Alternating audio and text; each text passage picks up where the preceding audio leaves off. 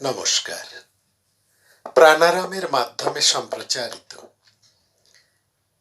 ভারত কথার গ্রন্থিমোচনের 525তম পর্বে আপনাদের সবাইকে জানাই সাদর সম্ভাষণ। মহামতি অনন্তলালের পরম আশীর্বাদে আমরা শুনে চলেছি ভারত কথা। আমরা অনেকবার ধৃতরাষ্ট্র প্রসঙ্গে তার কথা বলতে গিয়ে আমরা বলেছি ধৃতরাষ্ট্র প্রজ্ঞাচক্ষু।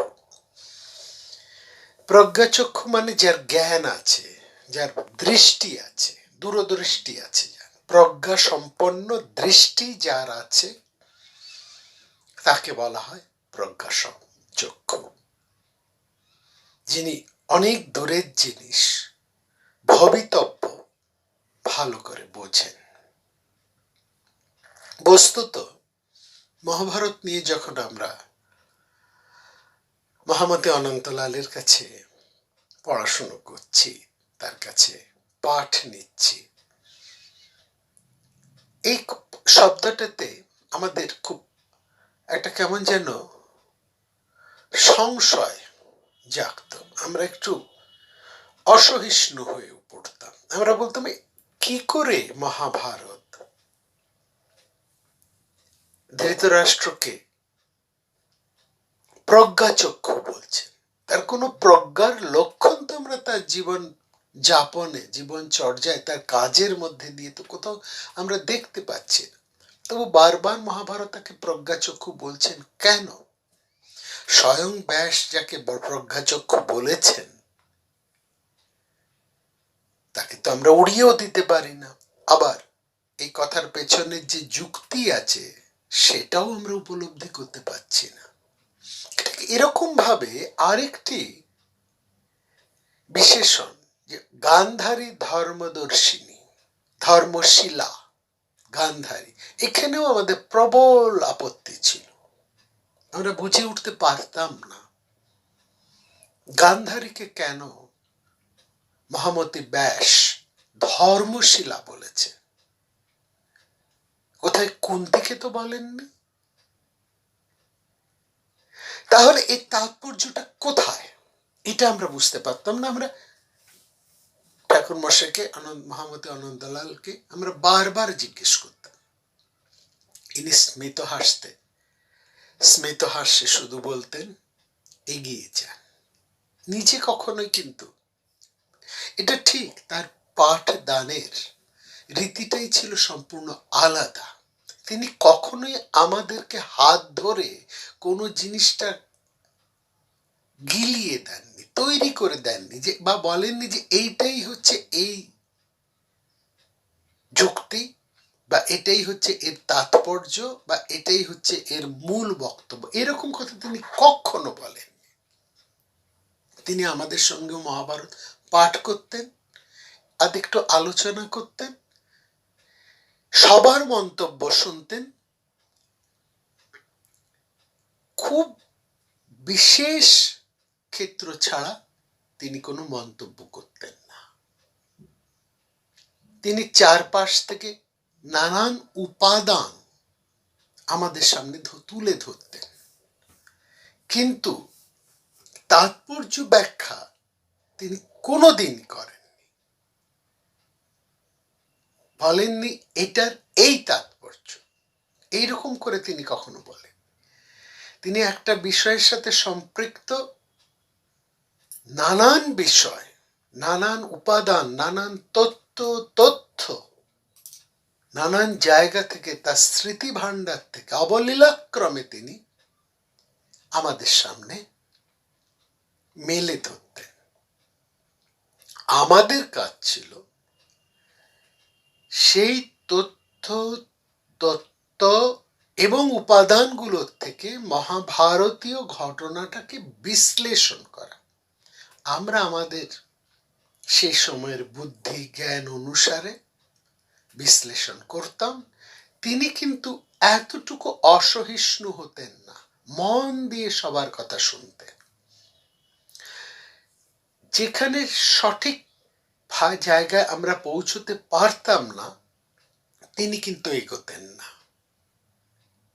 তিনি সেই জায়গায় দাঁড়িয়ে থাকতেন, বলতেন আবার পড়ুন, আবার পড়ুন,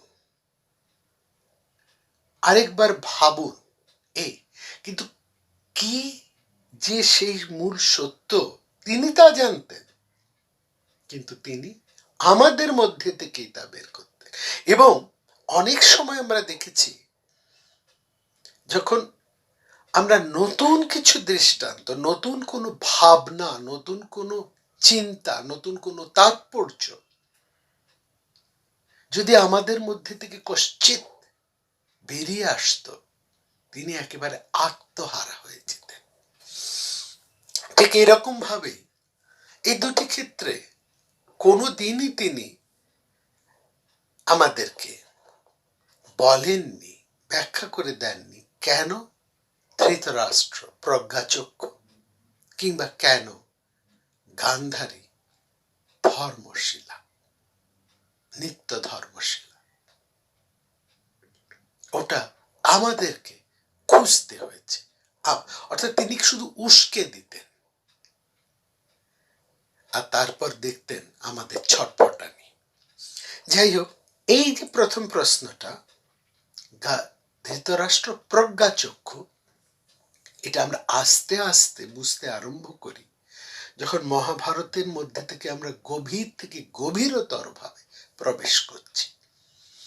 এবং তাও একবারের পাঠে নয়, অন্তত 15-16 বার পাঠ করার পর এবং তার চাইতো কয়েক সহস্রবার সেই বিষয় নিয়ে নিজেদের মধ্যে আলোচনার পর আমরা কখনো সখনো তার সঠিক তাৎপর্য ধরতে পারতাম।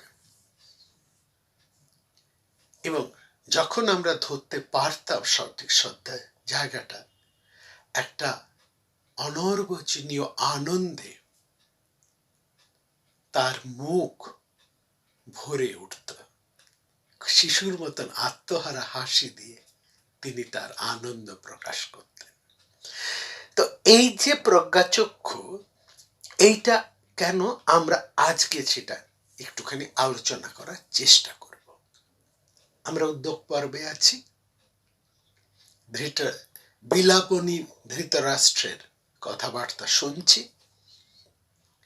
কখনো তার জ্ঞান আসছে, কখনো তিনি জ্ঞানহারা হচ্ছেন, অর্থাৎ কখনো তার চেতনা আসছে, কখনো তিনি হতচেতন হচ্ছেন, কখনো তার বিবেকবোধ একটু একটু জেগে উঠছে, তিনি তার নিজের অন্যায়টাকে বুঝতে পারছেন, আবার মোহ তার সেটাকে ঢেকে দিয়ে তাকে আগের অবস্থায় ফিরিয়ে নিচ্ছে। এরকম একটা অবস্থার মধ্যে রয়েছেন ধৃতরাষ্ট্র, আমরাও রয়েছি ঠিক একই একটা অবস্থায়, যেখানে ধৃতরাষ্ট্রের ভেলায় চড়ে এখন কখনো আমরা ডুবছি, কখনো উঠছি, কখনো ভাসছি, কখনো ডান দিকে কখনো বাঁ দিকে ডাল খেয়ে চলেছি।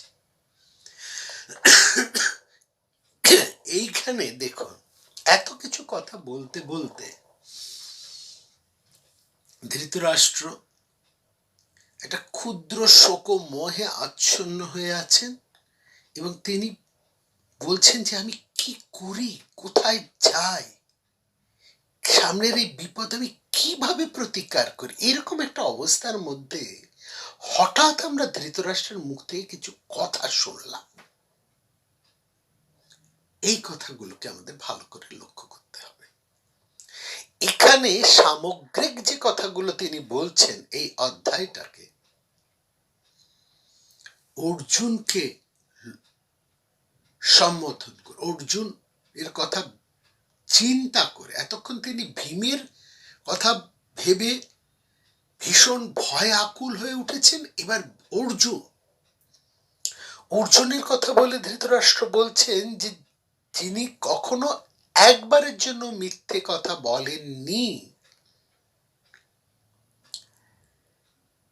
সেই অর্জুন যখন প্রতিজ্ঞা করেছেন যে তিনি একাই কৌরবদের জয় করবেন,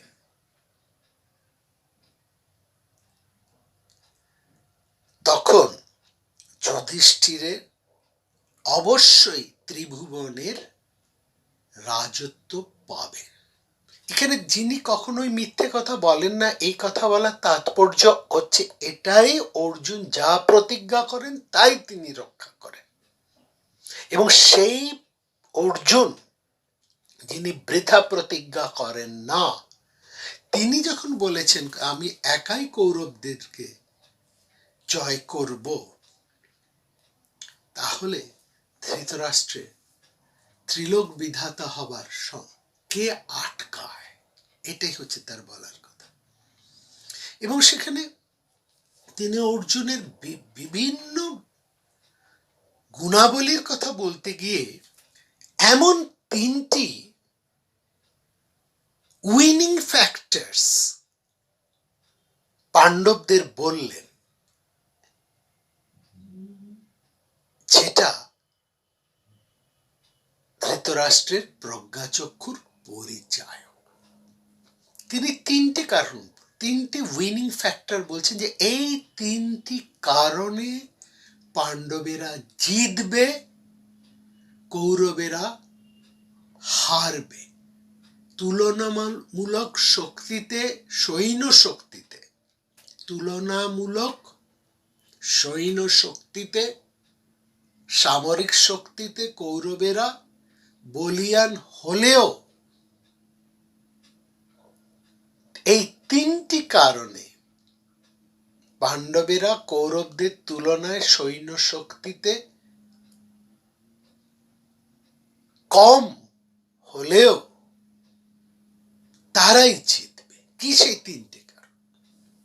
প্রথম কারণ বলছেন, ভালো করে মন দিয়ে শুনুন, এখানে বোঝা যায়, এই জায়গা থেকে আমরা বুঝতে আরম্ভ করলাম ব্যাসদেব যে ধৃতরাষ্ট্রকে প্রজ্ঞাচক্ষু বলেছেন সে কথার সার্থকতা।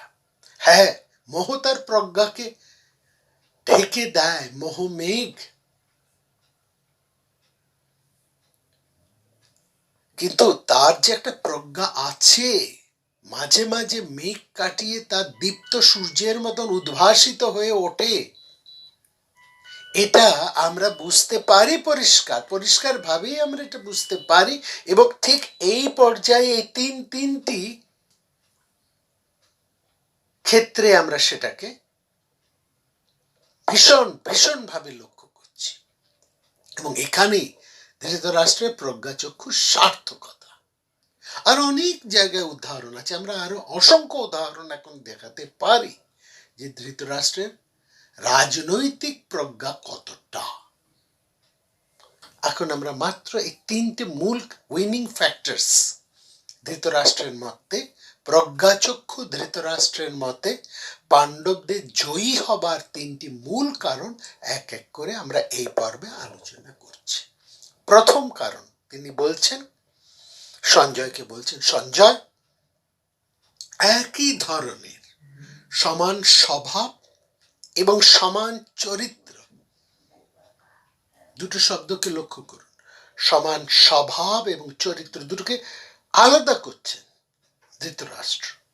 স্বভাব এবং চরিত্র বলতে তো আমরা একই বুঝি, কিন্তু ধৃতরাষ্ট্র এখানে খুব স্পেসিফিক্যালি তিনি বলছেন যার সমান স্বভাব এবং সমান চরিত্র, এমন একজন মানুষ কৃষ্ণ, যার রথের সারথি, যুদ্ধে তার জয় নিশ্চিত। যস্য ইয়ন্তা ঋষিকেশ শীল বৃত্ত সময়ুধি। শীল এবং বৃত্তি দুটো কথার অর্থই কিন্তু এক, কিন্তু এখানে আলাদা, দুটোকে আলাদা করে তিনি স্পেসিফাই করছেন। শীল বৃত্ত সময়ুধি ধ্রুবতস্য জয়স্তাত যতীন্দ্রস্য জয়স্তথা। যেখানে কৃষ্ণ যার সারথি, তিনি ইন্দ্রের মতনই জয় লাভ করবেন। এই ধরনের কথাটা কিন্তু আমরা বহুবার মহাভারতে শুনবো, যেখানে কৃষ্ণ সেখানে অর্জুন, যেখানে সেখানে জয় নিশ্চয়। সঞ্জয় এই কথা পরবর্তী সময় বলবেন। এখানে আমাদের এই জায়গাটা দেখুন কি বলছেন, সমান স্বভাব সমান চরিত্র, আলাদা করছেন কেন? স্বভাব আর চরিত্র তো এক। অর্থাৎ এদের ভাবনাগুলো এবং সেই ভাবনা অনুসারে এদের আচরণগুলো একই ধরনের। এইখানে স্বভাব বলতে ভাবনা, চিন্তা, আর চরিত্র বলতে এদের আচরণ, কার্যপ্রণালী, চিন্তা এবং চিন্তা শক্তির প্রয়োগ, এই দুটোকে আলাদা করছে। শব্দগুলোকে ভালো করে বুঝতে হবে। এখানে হচ্ছে মহাভারতীয় টুইস্ট। যাদের যে দুজন মানুষের ভাবনা একরকম হতে পারে, দুজন মানুষ আছেন, একসঙ্গে আছেন, দুজন একই ধরনের চিন্তা করেন, কিন্তু কার্যক্ষেত্রে দুজন দু রকমের আচরণ করেন।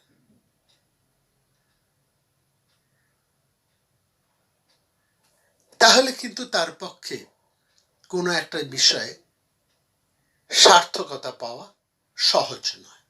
কিন্তু যারা ভাবনাতেও এক এবং সেই ভাবনাকে একইভাবে কার্যে পরিণত করতে পারেন বা করেন, এই চিন্তা এবং কার্যে পরিণত করা, এই দুই ক্ষেত্রেই যাদের সমত্ব লক্ষ্য করা যায়, এমন মানুষ যদি কারো গাইড, ফ্রেন্ড, ফিলোসফার হয়ে বসেন, তাহলে তো সে জিতবেই। যে কোনো পরিস্থিতি সে জয় করে আসবে। এটাই হচ্ছে বোঝা, এটা হচ্ছে প্রধান কারণ।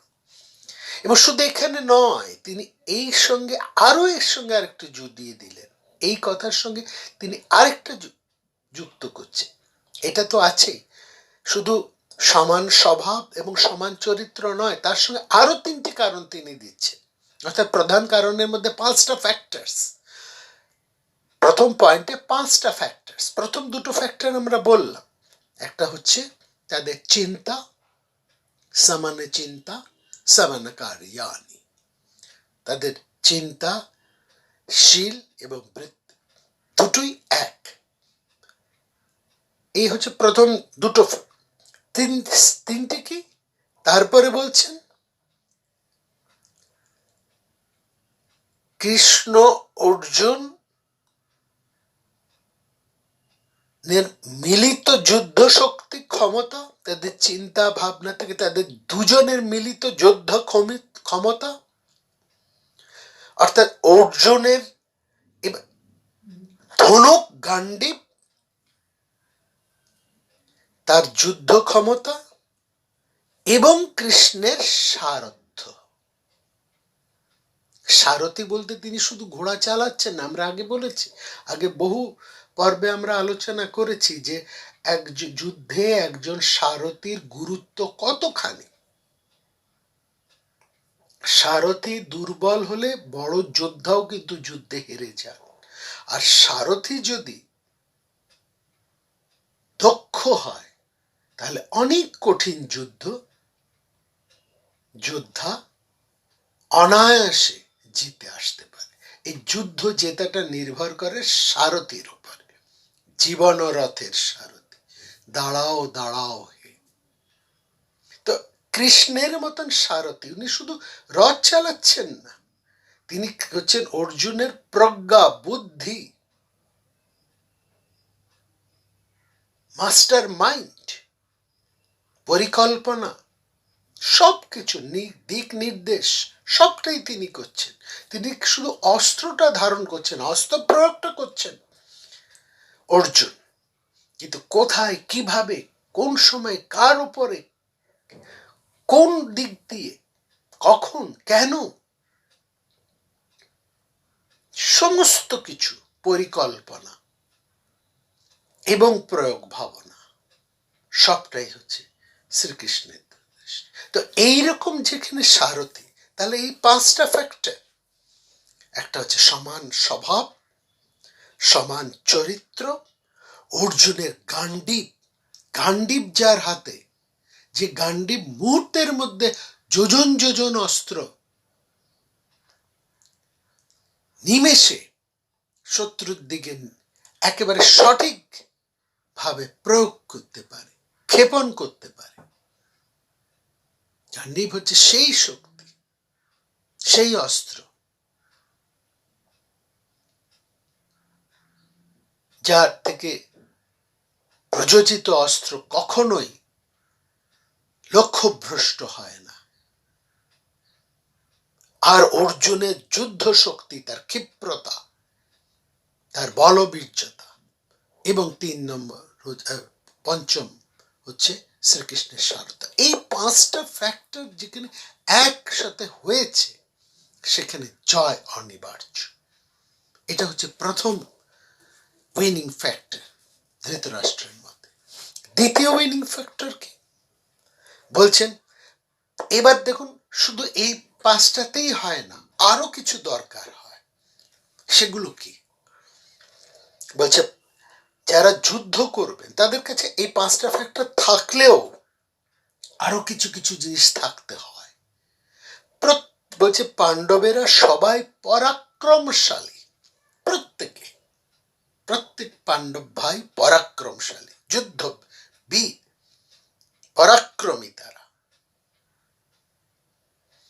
জিগীষু, প্রত্যেকের মধ্যে জয় করার একটা দুর্মূর বাসনা, আমরা জিতবই, এই সংকল্পে তারা অটল, সংকল্পবদ্ধ, আমরা জিতবই অ্যাট এনি কস্ট। জিগীষু, জেতার ইচ্ছে। এবং শুধু তাই নয়, শুধু কেবলমাত্র পাণ্ডবেরা, পাণ্ডবদের সঙ্গে যারা যুদ্ধ করছেন পাণ্ডবদের হয়ে, সমস্ত তাদের মিত্র শক্তির প্রধান থেকে একেবারে শেষ প্রান্তিক সৈন্যটা পর্যন্ত, তাদের মিত্র শক্তির প্রধান থেকে আরম্ভ করে প্রান্তিক সৈন্য সে পর্যন্ত প্রত্যেকে পাণ্ডবদের জন্য দেহত্যাগে উদ্যত এবং জয়ের জন্য উৎসাহী। যথৈব পাণ্ডবা সর্বে পরাক্রান্তা জিগীষতঃ তথৈবাশিরস্তেষাং ত্যক্তা আত্মানো জয়ধৃতা। বোঝা গেল? এটা হচ্ছে দ্বিতীয়। এই যে আমরা এখানে সঞ্জয় দুটো, যখন ধৃতরাষ্ট্র জানতে চেয়েছিলেন যে পাণ্ডবদের পক্ষে কারা কারা যুদ্ধ করতে আসছে, কেমন তারা, তাদের কথা বলতে গিয়ে দুটো পয়েন্ট বলেছিলেন সঞ্জয়। তার মধ্যে প্রথম কথাটা তিনি বলেছিলেন যে পাণ্ডবদের পক্ষ হয়ে যারা যুদ্ধ করবে তারা পাণ্ডবদের জন্য আত্মত্যাগের জন্য প্রস্তুত, এবং সেখানে সৈন্য রাষ্ট্রশক্তি কেবল নয়, সাধারণ মানুষেরা পর্যন্ত পাণ্ডবদের হয়ে যুদ্ধ করতে চাইছে এবং পাণ্ডবদের হয়ে যুদ্ধ করতে তাদের জীবন পণ রাখতে চেয়েছে।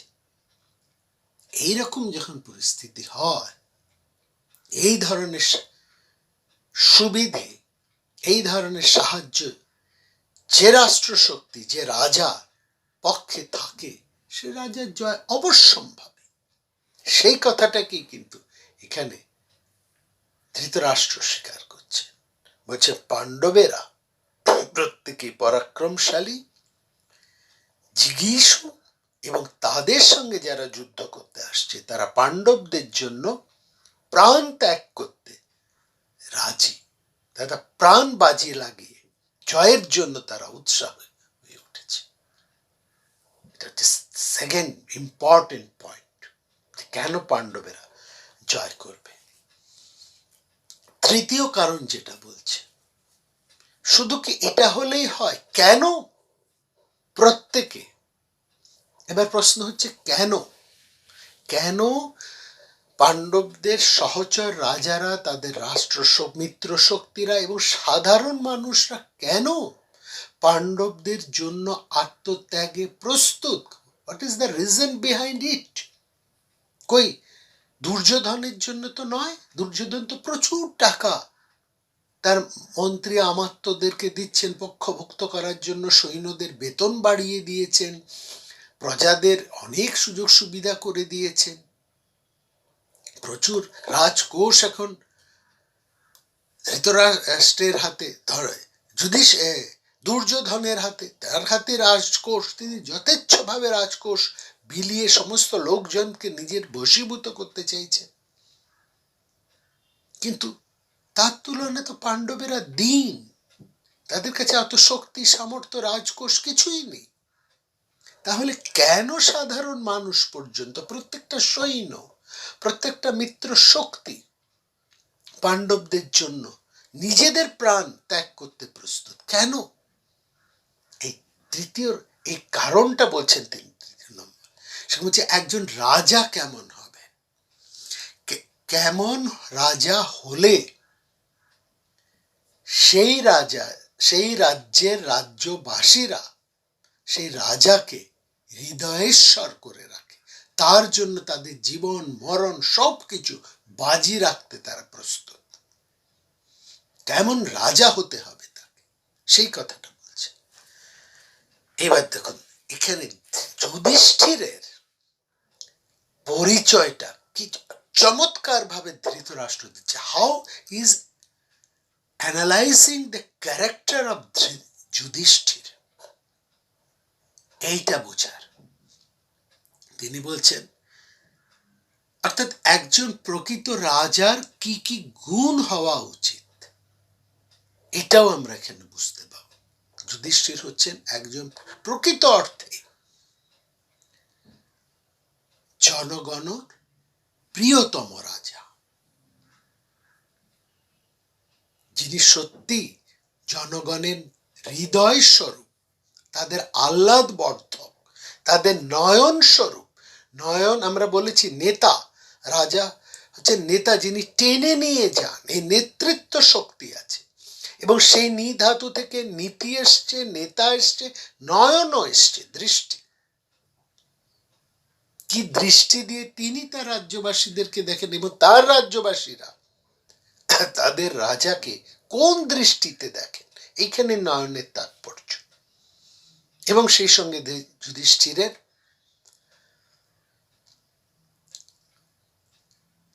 রাজনীতির ক্ষমতা, তার রাজা হিসেবে তার গুণাবলী, সেটা তুলে ধরেছেন ধৃতরাষ্ট্র। চমৎকার। এটা হচ্ছে আদর্শ রাজার বিবরণ, যার সবকটা গুণ যুধিষ্ঠিরের মধ্যে আছে। বলছে কি যুধিষ্ঠিরকে দেখতে সুন্দর, সুদৃশ্য, দর্শনীয়। প্রথমেই বলছেন দর্শনীয়, প্রথমে পহলে দর্শনধারী পরে গুণ বিচারে। যুধিষ্ঠির সৌম্য, শুভ্র, নিষ্কলঙ্ক, তাকে দেখলেই একটা সম্ভ্রম জাগে, তাকে দেখলেই পুজো করতে, ভালোবাসতে ইচ্ছে হয়। তার মধ্যে সেই একটা ঈশ্বর তুল্য সম্ভ্রম রয়েছে, ব্যক্তিত্ব রয়েছে। আপনা হতেই যার প্রতি মাথা হেঁট হয়ে আসে শ্রদ্ধায়, ভালোবাসায়। সেই জন্য বলছে দর্শনীয়। তারপরে বলছে মনস্বী, তারপরে বলছে কান্তিমান, লক্ষ্মীবান। লক্ষ্মীবান মানে কান্তিবান, তার শরীরে একটা কান্তি রয়েছে, ঝলমল করছেন তিনি। তারপরে বলছে ব্রহ্মবাচর্ষী, ব্রাহ্মণের মতন তেজস্বী তিনি, মেধাবী, সুশিক্ষিত। তিনি সুশিক্ষিত, তার পরিশীলিত, যেটা ধৃতরাষ্ট্র দুর্যোধনের একেবারেই নেই, যে আলোচনা আমরা করেছি আগের পর্বে। আর যুধিষ্ঠিরের আচরণের মধ্যে একটা শিক্ষার একটা সুভদ্র ছাপ, একটা পরিশীলিত ছাপ রয়েছে। ধার্মিক এবং মিত্র এবং আমত্তগণে পরিবেষ্টিত, এটা ইম্পর্টেন্ট। তার বন্ধুরা এবং তার অমাত্যরা, অমাত্য এবং বন্ধুরা তাকে সবসময় ঘিরে রেখেছে। অর্থাৎ তার বন্ধুরা তার যথার্থ বন্ধু, এবং তার অমাত্যরাও যথার্থ অমাত্য। বন্ধুদের মধ্যে কোনো মেকি নেই, কোনো দোষ নেই, এবং অমাত্যরাও প্রত্যেকে গুণযুক্ত। তার বন্ধুরা তার প্রকৃত বন্ধু, অমাত্যরাও এক একজন বিচক্ষণ। এরকম অমাত্য এবং বন্ধুরা যাকে ঘিরে থাকে, তার ভয় কিসের? প্রকৃত বন্ধু, প্রকৃত মন্ত্রণাদাতা তার রয়েছে। যুদ্ধ উদ্যোগী সৈন্যগণে পরিপূর্ণ, তার প্রত্যেকটা সৈন্যরা টকবক করে ফুটছে তার নেতৃত্বে, তার জন্য প্রাণ দিতে তারা প্রস্তুত। ভেবে দেখুন নেতাজির কথা, সুভাষচন্দ্রের কথা, কি দিতে পেরেছিলেন তিনি তার আজাদ হিন্দ ফৌজকে। কেবলমাত্র সুভাষচন্দ্রের ব্যক্তিত্ব, তার চরিত্র, তার বীরত্ব, তার দেশভক্তি, এর দ্বারাই তো আকৃষ্ট হয়ে, তার কথায় আকৃষ্ট হয়ে তো এই ভাড়াটে সৈন্যরা জীবন বাজি রেখে তার হয়ে যুদ্ধ করেছিল। এখানে সেই কথাটাই বলা হচ্ছে, সৈন্যগণে পরিপূর্ণ। কিরকম সৈন্য? যুদ্ধ উদ্যোগী, বীর এবং মহারথ। ভাতৃগণ, তার আত্মীয় স্বজনরা প্রত্যেকে, তার ভাইয়েরা বীর, তারা প্রত্যেকে মহারথ। তার শ্বশুরেরা পরিপুষ্ট, তাকে সাহায্য করবার জন্য তার শ্বশুরেরা রয়েছে, তাকে সাহায্য করছে। শ্বশুর দিকের থেকে তিনি অনেক সাহায্য পাচ্ছেন, সহায় সম্পদে, সামরিক শক্তিতে পরিপুষ্ট, ধনী সমৃদ্ধ তার শ্বশুররা। এখানে শ্বশুররা বলতে যেমন দ্রুপদরা রয়েছে, তেমনি বিরাটরা রয়েছে, তেমনি বৃষ্ণি, যাদব, সাত্যকী, এরা কোনো না কোনো ভাবে কোনো না কোনো পাণ্ডবদের শ্বশুর। ধৈর্যশীল, সবচেয়ে বড় কথা, তিনি ধৈর্যশীল, মন্ত্রগুপ্তিশালী। তিনি যা মন্ত্রগুপ্তি নেন সেটার থেকে তিনি সরে আসেন না। মন্ত্রগুপ্তি তিনি বাইরেও প্রকাশ করেন না, তার থেকে তিনি সরেও আসেন না। দয়ালু, দাতা, লজ্জাযুক্ত, যথার্থ পরাক্রমী, বহু শাস্ত্রজ্ঞ, পরিমার্জিত চিত্ত, বৃদ্ধ সেবী। অর্থাৎ বৃদ্ধ অর্থে এখানে যারা প্রাজ্ঞ, যারা সম্মানীয়। কুরুবৃদ্ধেদের কোনো সম্মান নেই ধৃতরাষ্ট্র কিংবা দুর্যোধনের কাছে। তাদেরকে এরা বলছে, আরে আমি তো এদের, আমাদের পয়সা খায় দায়, অতএব এরা যুদ্ধ করবে না কেন, এরকম তাচ্ছিল্য ভাব তাদের প্রতি। সেখানে যুধিষ্ঠির সমস্ত প্রাজ্ঞ মানুষদের প্রতি তিনি সেবা করছেন, তাদের প্রতি তিনি সবসময় তাদেরকে সম্মান জানাচ্ছেন। ও জিতেন্দ্রীয়, এই কটা হচ্ছে যুধিষ্ঠিরের গুণ। এরকম একটা গুণ যদি একজন মানুষের থাকে, এরকম গুণ যদি কোনো রাজার থাকে, তাহলে তার জন্য তার প্রজারা, সৈন্যরা কেন প্রাণ দেবে না? কেন তার আত্মীয় স্বজনরা কেন নিজেদের প্রাণের বাজি লাগিয়ে তার হয়ে যুদ্ধ করবে না? যখন সে ন্যায়ের পক্ষে, বড় কথা, সবচেয়ে বড় কথা, সে যখন ন্যায়ের পক্ষে লড়াই করছে, বলেই ধৃতরাষ্ট্র বলছেন, একটা পতঙ্গ যে রঙ্গে ধায়, পতঙ্গ যেমন প্রজ্বলিত আগুনের উপর গিয়ে ঝাঁপিয়ে পড়ে মোহগ্রস্ত হয়ে, আগুনের আলো উজ্জ্বলতায় মোহগ্রস্ত হয়ে পতঙ্গ যেমন ঝাঁপিয়ে পড়ে, সেই রকম মূর্খ, চৈতন্যহীন, মুমূর্ষ কোন মানুষ সেই সর্বগুণ সম্পন্ন প্রতাপশালী পাণ্ডবদের আগুনে জ্বলে পুড়ে মরবে না? অর্থাৎ এখানে তিনি তার ছেলেদেরকে বলছেন, মূর্খ, চৈতন্যহীন, মুমূর্ষ, তারা পাণ্ডবদের এই আগুনের মধ্যে তারা ঝাঁপিয়ে পড়তে চলেছে। ঠিক এইখান থেকে আমরা বুঝতে পারি যে ধৃতরাষ্ট্র প্রজ্ঞাচক্ষু, সম্পূর্ণ নির্বোধ তিনি নন, সম্পূর্ণ প্রজ্ঞাহীন তিনি নন। তার প্রজ্ঞা আছে, কিন্তু দুঃখের ব্যাপার এটাই, মাঝে মাঝে তার মোহমেঘ তার সমস্ত চৈতন্যকে ঢেকে দেয়। যেমন আবারও তিনি মোহমেঘে ঢাকা পড়তে চলেছে। তবু এই মধ্যে আমরা যে কথাগুলো শুনলাম, যেভাবে সঠিকভাবে তিনি, সূক্ষ্মভাবে তিনি পাণ্ডব তথা যুধিষ্ঠিরদের বিশ্লেষণ করলেন, বা যুধিষ্ঠির তথা সমগ্র পাণ্ডবদেরকে বিশ্লেষণ করলেন এবং তাদের উইনিং ফ্যাক্টরস গুলোকে যেভাবে তিনি একেবারে সঠিকভাবে তুলে ধরলেন, সেখানে তার প্রজ্ঞাচক্ষুকে শ্রদ্ধা না জানিয়ে আমাদের কোনো উপায় নেই। আগামী পর্বে আবার শুনব এই প্রজ্ঞাচক্ষু ধৃতরাষ্ট্রের অজ্ঞানতায় ডুবে যাওয়ার চরম নিদর্শন। কি অবস্থায়, কোন পরিপ্রেক্ষিতে তিনি চৈতন্য লুপ্ত হন। ভালো থাকবেন সবাই, দেখা হবে আগামী